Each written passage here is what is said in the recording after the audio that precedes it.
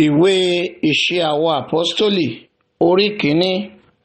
Teofilu, ìṣáájú ni mo ti rò ní ti ohun gbogbo tí Jésù bẹ̀rẹ̀ sí ṣe àti sí kọ́, títí ó fi di ọjọ́ tí a gbà á lọ sókè lẹ́yìn tí ó ti ipa Ẹ̀mí Mímọ́ pàṣẹ fún àwọn àpọ́stólì tí ó yàn, àwọn ẹni tí ó sì farahàn fún láàyè lẹ́yìn ìjìyà rẹ̀ nípa ẹ̀rí púpọ̀ tí ó dájú, ẹni tí a rí lọ́dọ̀ wọn ní 40 ọjọ́ tí ó ń sọ ohun tí í ṣe ti ìjọba Ọlọ́run.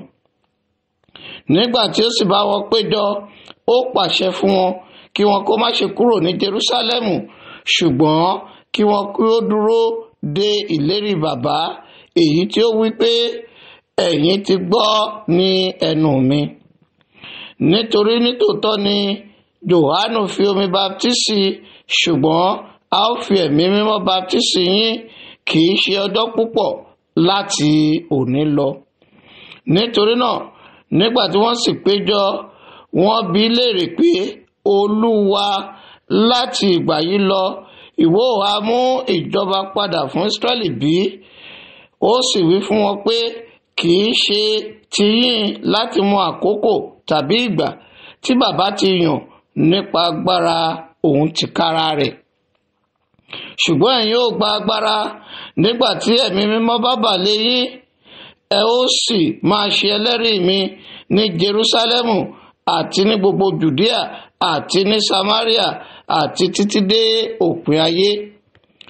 Nígbà tí ó sì ti wí nǹkan wọ̀nyí, bí wọ́n ti ń wò ó, a gbé e sókè, àwọn sánmọ̀ sì gbà á kúrò ní ojú wọn. Bí wọ́n sì ti tẹjú mọ́ ojú ọ̀run bí ó ti ń re òkè, kíyèsí àwọn ọkùnrin méjì aláṣọ àlà dúró létí ọ̀dọ̀ wọn, tí wọ́n sì ń wí pé, ẹ̀yin ará Gálílì, èéṣe tí ẹ fi dúró tí ẹ ń wo ojú ọ̀run? Jésù náà yìí tí a gbà sókè ọ̀run kúrò lọ́wọ́ yín yóò padà bẹ́ẹ̀ gẹ́gẹ́ bí ẹ ti rí tí ń lọ sí ọ̀run. Nígbà náà ni wọ́n padà sí orí òkè tí a ń pè ní Ólífì lọ sí Jerúsálẹ́mù, tí ó súnmọ́ Jerúsálẹ́mù ní ìwọ̀n ìrìn ọjọ́ ìsinmi kan.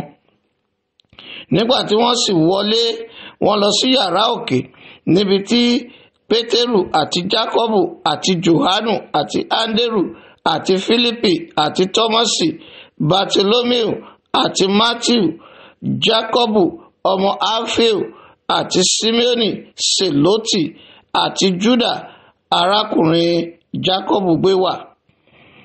Gbogbo àwọn wọ̀nyí fi ọkàn dúró sí àdúrà àti sí ẹ̀bẹ̀ pẹ̀lú àwọn obìnrin àti Màríà ìyá Jésù àti àwọn arákùnrin rẹ̀ pẹ̀lú. Ní ijọ́ wọ̀n-ọn-nì ni Pétérù sì dìde dúró lí àwùjọ àwọn ọmọ ẹ̀yìn. Iye àwọn ènìyàn gbogbo nínú ìjọ jẹ́ 100.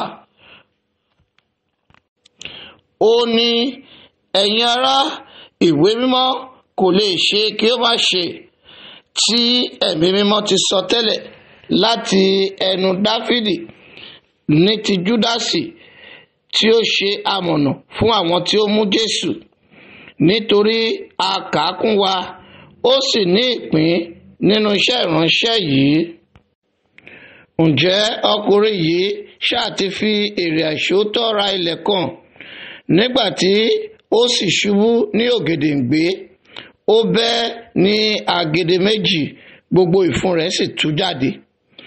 Ó sì di mímọ̀ fún gbogbo àwọn tí ń gbé Jerúsálẹ́mù, nítorí náà ni a fi ń pe ìgbẹ́ náà ní Akeldama ní èdè wọn, èyí ni ìgbẹ́ ẹ̀jẹ̀. A sá kọ nínú ìwé Sáàmù pé, jẹ́ kí ibùjókòó rẹ̀ kí ó di ahoro, kí ẹnìkan kí ó má ṣe gbé inú rẹ̀, àti òye rẹ̀ ní kí ẹlòmíràn gbà. Nítorí náà, nínú àwọn ọkùnrin wọ̀nyí tí ó ti ń bá wa rìn ní gbogbo àkókò tí Jésù Olúwa ń wọlé tí ó sì ń jáde láàrin wa, bẹ̀rẹ̀ láti ìgbà baptisimu Jòhánù wá títí ó fi di ọjọ́ náà tí a gbé lọ sókè kúrò lọ́dọ̀ wa. Ó yẹ kí ọ̀kan nínú àwọn wọ̀nyí ṣe ẹlẹ́rìí àjíǹde rẹ̀ pẹ̀lú wa.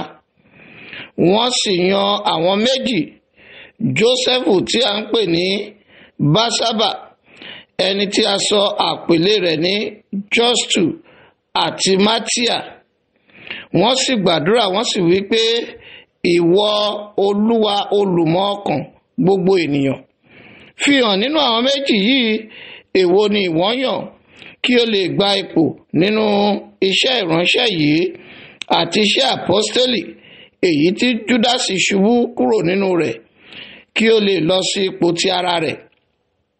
Wọ́n sì dìbò fún wọn, ìbò sì mú Mátíà, a sì kà á mọ́ àwọn àpọ́stélì 11.